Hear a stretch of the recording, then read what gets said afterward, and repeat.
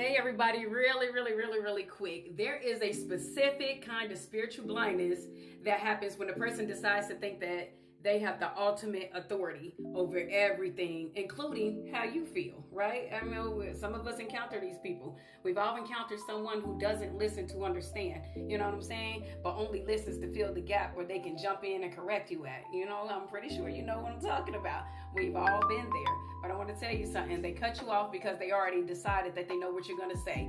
They cut you off because they dismiss your valid points because their own perception, you know, they think like, hey, I'm God, you know, they become their own God. Let's just put it like that. That's how those things go.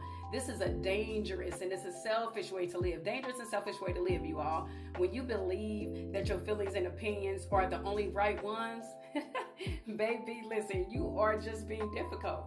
Actually, you're not just only being difficult, but you are being prideful, and you gotta let that go. You gotta let that go, y'all. It's just, it's crazy. You know what I'm saying? It gets crazy. But anyway, it creates a massive wedge in between relationships and friendships and people you work with and family members that you have and just anybody that you make an encounter or a conversation with. You know what I'm saying?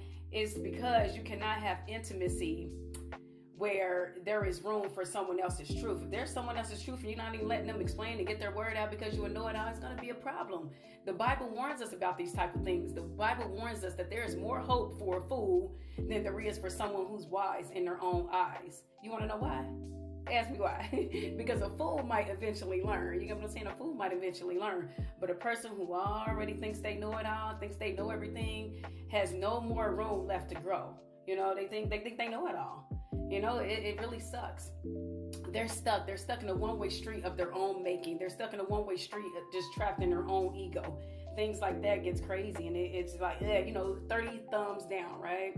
But anyway, being right is a lonely mountain to stand on. I just want to remind you. So if this is you, then you better get it together, or you should get it together, or get someone to help you guide yourself to get it together, okay?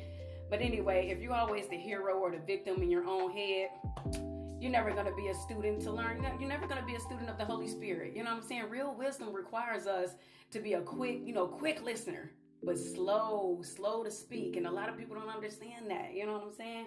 It requires us to have a soft heart, soft enough to realize that our own perception isn't the only way and isn't the only full picture, because there's other people that are involved. You know what I'm saying? Let's stop trying to win every conversation and every argument, and let's just start trying to win back the hearts of people that we pushed away. You know what I'm saying? Eventually you guys do this and it gets crazy. Especially this falls back into a narcissistic behavior. If you know a narcissist, this is you. Please listen. You know what I'm saying? Just listen. But I hope you all have a blessed day, and I hope this caught someone. I hope you guys catch this.